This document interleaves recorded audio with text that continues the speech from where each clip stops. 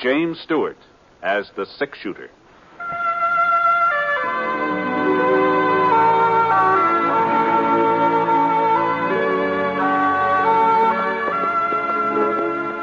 The man in the saddle is angular and long-legged.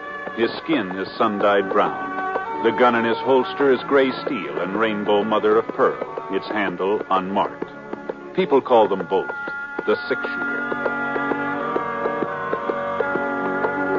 The NBC Radio Network presents James Stewart as the six-shooter, a transcribed series of radio dramas based on the life of Britt Ponsett, the Texas plainsman who wandered through the Western Territories, leaving behind a trail of still-remembered legends.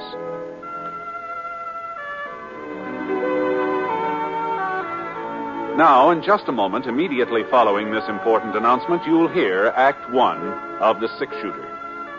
Meet the safe driver. If you know what makes him stay alive on the highways, you may be able to follow his good example. He always keeps his car in A1 mechanical condition. He shows courtesy for other drivers. He knows that speed is his greatest enemy. And most important, he knows and obeys the laws. Remember, few accidents happen with safe drivers. Are you one of them? Now, Act One of The Six-Shooter, starring James Stewart.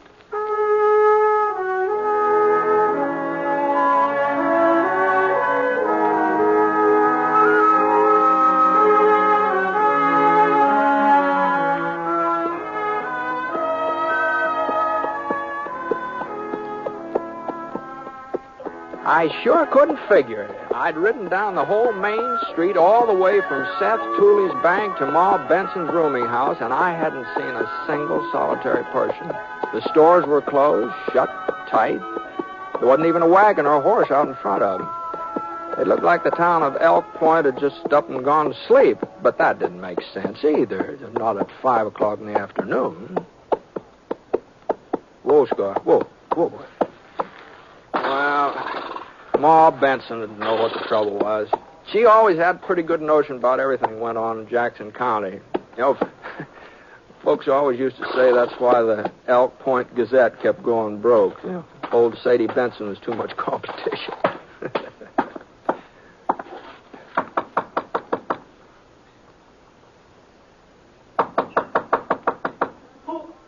Who is it? Brett Ponsett. Britt?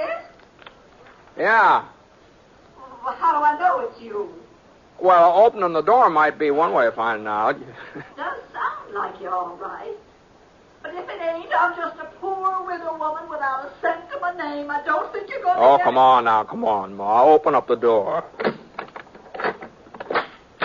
Oh, Britt, thank goodness. Thank goodness. Well, don't just stand there. Get inside, quick, so I can lock up again. Oh, sure. All right. You can't imagine what a fright you gave me when I heard you knocking out there.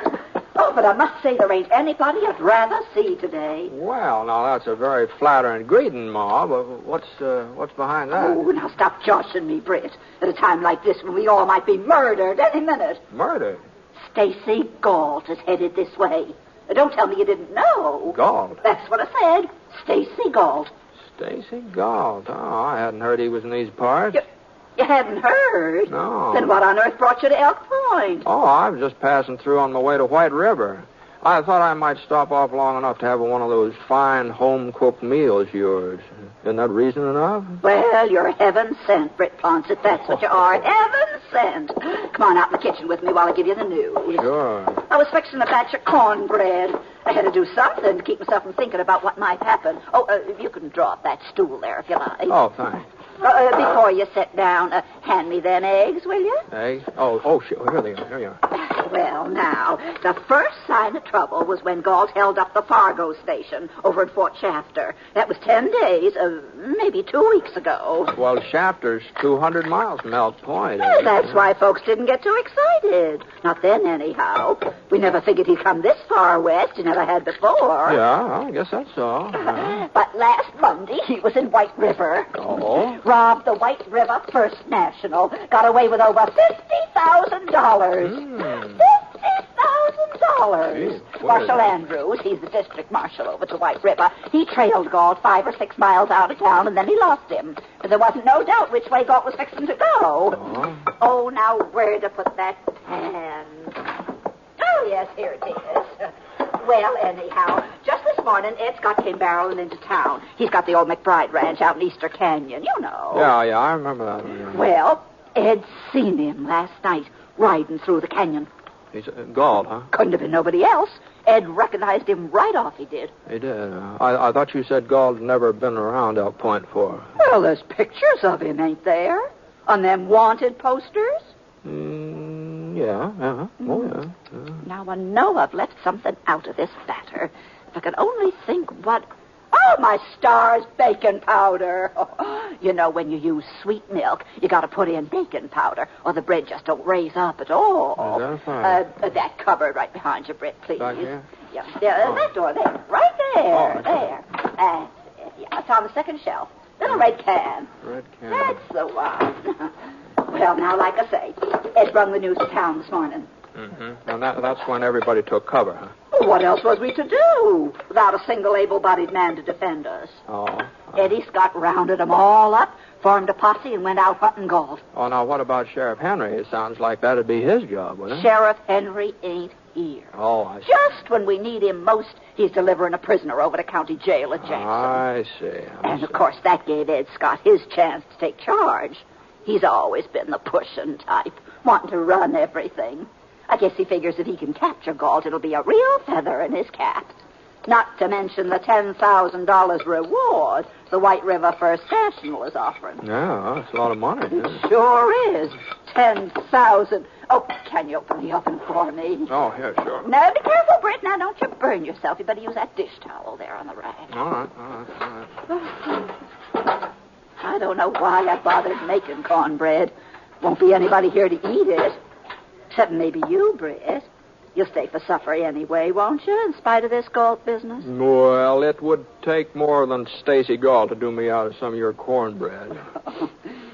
Gee whiz, I'd ride 20 miles just to get a whiff of it. Oh, I would, yes. Britt. Well, my cooking's all right, but it ain't nothing exceptional. No, Oh, you always was one to hand out the blarney. Oh, mind you, don't stop it. You'll have me so flustered. I won't know whether I'm coming or going. Yeah, I think I'll go out and put Scar in the barn. Well, you're welcome to feed him. There's plenty of hay. Thanks.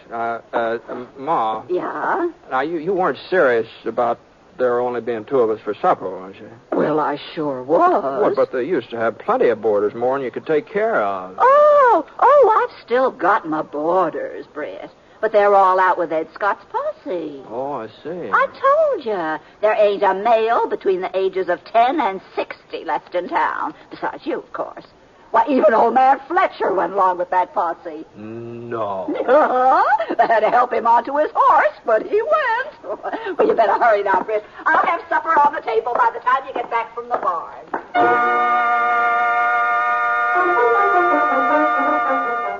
It is quite a supper, too. Baked ham with brown sugar dripping down the sides, and mashed potatoes swimming in gravy, enough green lima beans to feed the whole population of Elk Point. And that cornbread, gee whiz, it just light yellow and fluffy with homemade maple syrup to pour over it. I tell you, when I started eating it, I figured I'd have a hard time making a dent in the plate Ma put before me, but the next thing I knew, I was asking for seconds. No, just a thin slice, small. No, that's too much. That's too much. Now, I'll only have to throw it away. Just go easy on it. No, I don't know, though. There. A few more potatoes? No, I don't want any more potatoes. All right, Britt, just a few. No, beans? No, I don't want any more beans. Now, you can't eat ham with nothing to go with it. No, I don't want any. Oh, goodness. Here you are. Well, gee. Well, how about you, Ma? You've hardly touched any of your food. Oh, what you cook yourself don't taste as good somehow. Mm-hmm. Oh, you're not still worrying about Stacy Gault, Oh, certainly am not since you showed up. If he come into town now, you'd take care of him. No, I don't imagine he'll get past Ed Scott's posse. And you don't know Ed Scott very good. Why, he'll have that posse running around in circles. I'll bet you could drive a herd of cattle right through the middle of them men, and they wouldn't even notice. Oh. You want me to answer it? No, I'll see who it is. You might keep your right hand free, though, just in case. Who's there? Who's there? It's Seth Tooley. Yeah. Seth. What are you doing back? You ain't caught Gault, have you? No, we ain't caught him. Is Britt Ponset in town? My wife thought she seen him going into your place this afternoon. Yeah, he's here, but get Out of the way. Oh, I gotta talk to Britt. Hello there, Seth. Britt, he's in Elk Point. Stacy Gault is in Elk Point. No. Yes, he is. I saw him not 5 minutes ago riding over the South Creek Bridge. He means to rob my bank. I know he does. That's the only thing he could have come for. Well, you've got more than enough men to take care of him, haven't you, Seth? The posse's still out combing the hills, away out in the hills, yeah. What? Seth? Well, my rheumatism started acting up. It was paining me something terrible. I had to drop out and come back alone. That rheumatism of yours is sure a convenient sickness sometimes, Seth. Well, you can be mighty thankful for it tonight. Otherwise, Gault might have got by unnoticed. Oh, we got to move fast, Britt, before he reaches the bank. I brought him 44. I figured the two of us together. Now, just hold on, Seth. Now, what makes you so sure the man you saw was Gault? Oh, it's got to be him. Fits his description to a T, to a T. Pretty dark out there, you know. He was on the trail from White River. There's nowhere else could have come from. Britt, we all know Gault was headed this way. What did I tell you? He got through Ed Scott's posse just like I said he would. Yeah, he might have at that. There was a couple of times when we sort of lost our whereabouts. Well, come on, Britt. You ain't going to leave me to take care of Gault all alone, are you? Not that I'd be afraid to try it, of course. All right, Seth. I'm coming. I wasn't quite finished my supper, but Well, now who on earth? Now, wait a minute. Wait. Don't answer it, Ma. Why, that might be Stacy Gault. Oh, now, why would Gault be coming here to Ma's place? Now, I'll see who it is. Well, I'll cover you, Britt. While you open the door, you ain't got a thing to worry about. I'll cover you. Howdy. Sign out front says rooms. I'm looking for a place to stay. It's him, Ma. It's him. Well, come on in. Here, this is Ma Benson. This is her rooming house. Evening, ma'am. I'm sorry. I'm full up. Oh? Well, that's too bad. I was only going to be here one night. Any place else I might stop over? No, that is not that I know of. Well? Before you go, mister. Yeah? We don't mean to be nosy or anything like that, but would you mind telling us what you're doing here in Elk Point? I got some business at the bank tomorrow. The bank? Oh. That's right. What are you doing with that gun, mister? What? Here, let me pick it up for you. No. Hey, never mind. Just leave it there. Just leave it. Laying on the floor? Well, it ain't loaded anyway.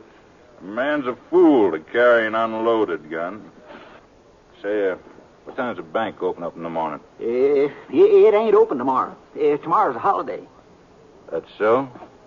Funny, I didn't know. Well, it's kind of a special holiday just here in Elk Point. Oh. You came from White River, didn't you, mister? That's right. How did you... Oh, you heard about me. I was on my way, huh? News sure travels fast, don't it? Yes, it sure does. Well, if you haven't got a vacant room, You sure you can't squeeze them in somewhere? Yes. You know, since some of your regulars won't be back tonight anyway, you could... How about it, Ma? Well, I guess I could find a place for him if you really think... I'd appreciate it, man. Well, just follow me upstairs, and I'll see what I can do. Thanks, mister. No trouble. Well, what's the matter with you, Britt? Get Ma to let him stay here. Well, if he's Gault, why, this way we'll be able to keep an eye on him, don't you think? If he's... You seen that satchel he was carrying, didn't you? Yeah. Well, don't you see? That's where he's got the stolen money. You can bet your bottom dollar on it. Mm-hmm. No. And, Britt, you heard what he said about my bank. He was telling us plain as day that he means to rob it. That's the way Gault is. Everybody says so. You better stop that, Eden, and listen to me. He comes right out and announces what he aims to do. Don't make no bones about it. That's a fact. Mm-hmm. Well, I didn't hear him mention anything about robbing you, Seth. You didn't. How much plainer could he make it? Yeah, well. And you, Britt, I'm surprised at you. He was standing there wide open. Why, you could have outdrawed him without even half trying. Well, I guess either of us could have done that, Seth, seeing as how he wasn't wearing a gun. Keep up. What? Pass me that cornbread, will you?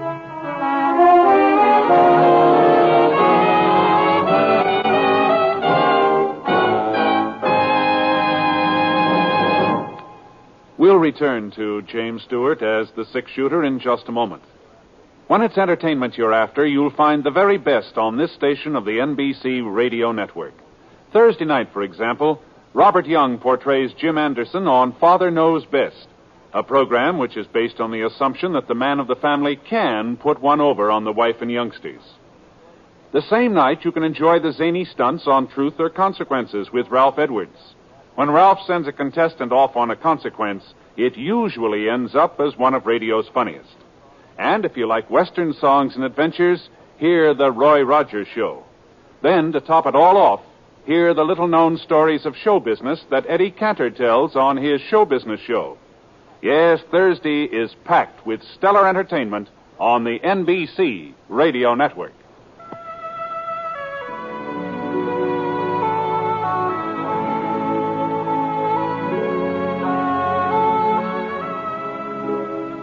Now, Act Two of The Six-Shooter, starring James Stewart as Britt Ponsett.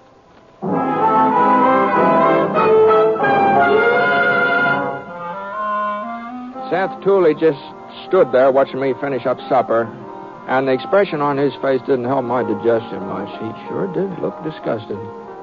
But I just wasn't convinced that this new fella and Stacy Gault were the same man.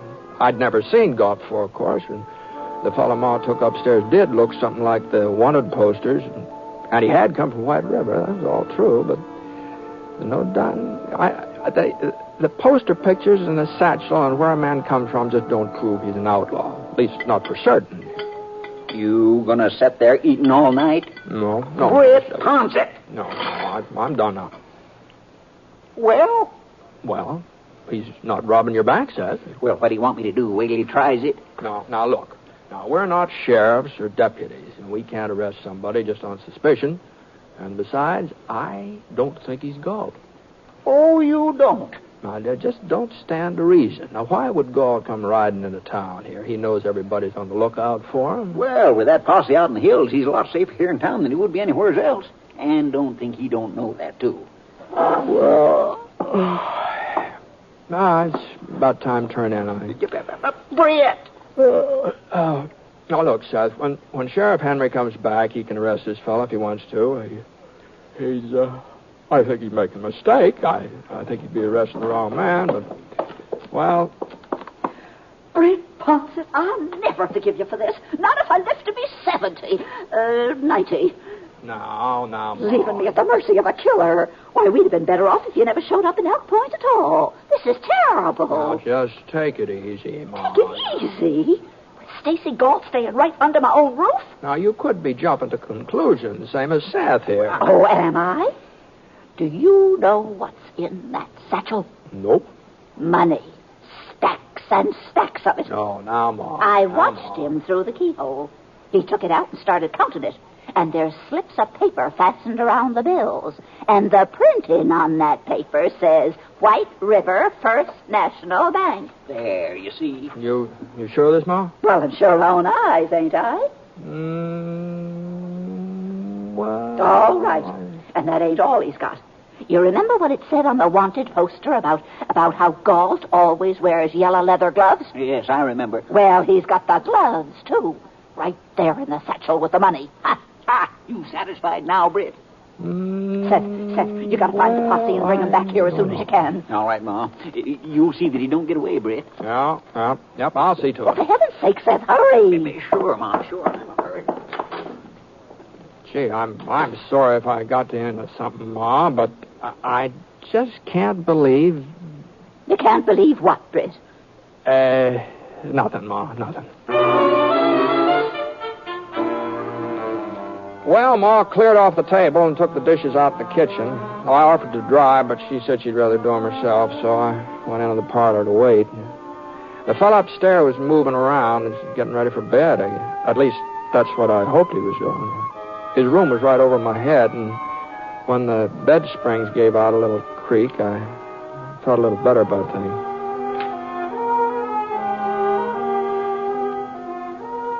About 20 minutes later, Ma came out and sat down in her rocker beside the fireplace. She was crocheting one of those doodads you put in the arm of a chair, you know.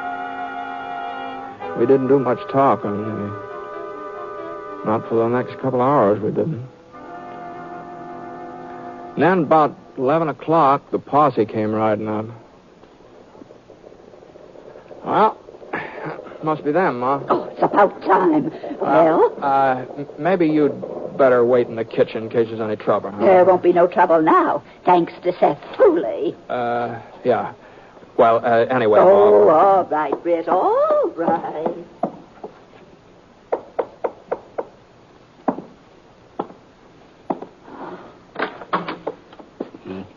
He's still here, Britt? Yeah, he's asleep. Oh, you know Britt Ponset, don't you, Ed? Yeah, sure. Now, here's the plan. The rest of the boys have got the house surrounded. Whole house surrounded. Gault couldn't get out no matter what happened. Uh-huh. All right, now. The three of us will go upstairs. Come on. Yeah. Now, as soon as we get to his room, I'll kick the door open. Then we all blaze away at the bed. Now, just hold on here a minute. Just hold on. Yeah? Well, what's the matter, Now, Red? what you're talking about is cold-blooded murder. Oh, just giving him a dose of his own medicine, that's all. That's all? Yeah. Now, Ed... Now, don't tell me you still ain't satisfied that he's Gault. Maybe he is. That doesn't matter. He's entitled to a trial just like everybody else. Oh, use your head, Britt. If we try taking him alive, he's bound to get one or two of us first. Uh-huh. Well, that's the way we're going to take him, anyway. Now, Britt. Now, you wait here, both of you. I'll bring him down to you. And I want your word that he goes to jail in one piece, huh? I can't promise nothing like that. The boys outside are pretty mad about it. Maybe the boys would like to shoot it out with both Gault and me. Hmm? Britt, you don't... What do you say, Scott? Well, all right, Britt. He goes to jail. But so help me... Seth, how about it? Sure, Britt, sure. But if anything happens to you, you got nobody but yourself to blame. Only yourself. Upstairs hall was pitch dark. I moved along quiet as I could. I'm trying to remember where the doors were. It's been a couple of years since I'd stayed at Benson's. I wasn't just sure which room. I pressed my ear against the door and listened. I couldn't hear anybody breathing inside, so I headed for the next door. Right there now. I had my hand on the knob when I hooked my leg on the hall table and I reached out to catch him. Oh, he'd be awake now, so I had to move fast. I swung the door open and brought up my gun. Who's there? What do you want? Now, stay where you are, and don't reach for anything. What? Huh? What are you talking The lamp about? right beside his bed gave off enough light so I could see him. I leaned over and turned it up. He hadn't moved. He just sat there, eyes wide open, blinking. What's going on here, mister? I think you better put your clothes on. Oh, sure. Whatever you say. But why? What's all this about? Well, there's some boys downstairs want to talk to you. Me? That's right. I don't know anybody in these parts. Well, they know you. At least they think they do. Oh? Yeah, they claim you're Stacy Gault. Gault? That's right. Why, they're crazy, plumb crazy. They are? Ain't they heard? How could I be Gault? What do you mean? Gault's in jail, White River. He was captured, locked up the day before yesterday. You sure that? I ought to be. I captured him. You... The proof's right there in my satchel. Reward money. White River First National paid it to me yesterday. No. And Marshal Andrews gave me Gault's yellow gloves as a sort of memento of the occasion. along with a letter of congratulations. Yeah. You see him? You captured Stacy, Gault? Well, it was kind of accidental. You see, I'm a drummer. Travel around selling gadgets and things. I didn't know the cabin was Gault's hideout. Looked like any other cabin to me.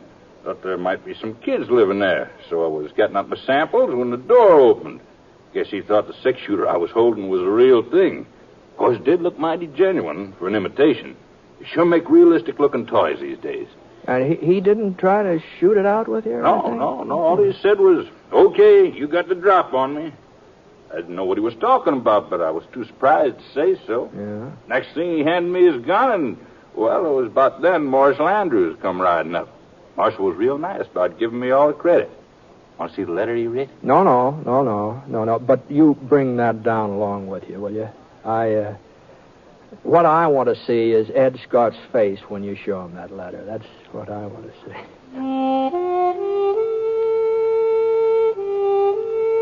So when he got finished putting his clothes on, I took Amos Foster, that was his name. I took him downstairs, and Ed and Seth, they were standing at the bottom, covering us with their guns. The letter from Marshal Andrews finally convinced them. They put their guns away and marched outside. And that was just about the unhappiest posse I ever saw, considering that they'd caught their man. Ma Benson, she came out of the kitchen in time to hear the tail end of Amos's explanation. She didn't say anything, just shook her head and then offered to make some coffee and heat up what was left of the cornbread. That sounded real good to Amos.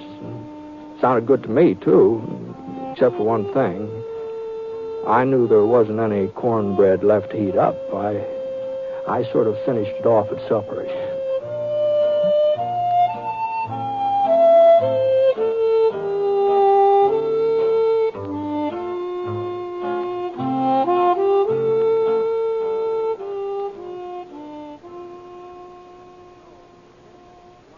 You know, defense is one job we can't put off.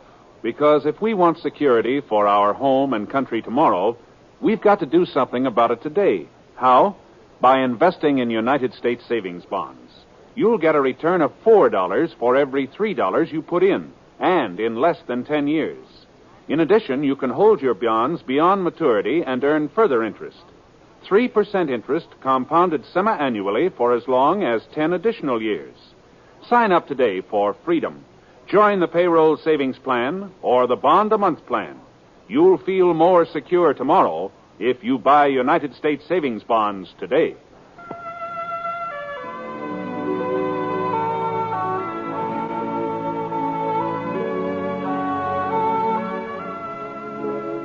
The Six Shooter is an NBC Radio Network production in association with Review Productions. It is based on a character created by Frank Burt, and the transcribed story is written by him. Mr. Stewart may currently be seen in the Universal International picture Thunder Bay. Others in the cast were Eleanor Audley, Barney Phillips, Forrest Lewis, and Seth Tooley was played by Parley Bear. Special music for this program was by Basil Adlam, and the entire production is under the direction of Jack Johnstone. All characters and incidents were fictitious, and any resemblance to actual characters or incidents is purely coincidental. Hal Gibney speaking. Hear Exciting Stroke of Fate tonight on the NBC Radio Network.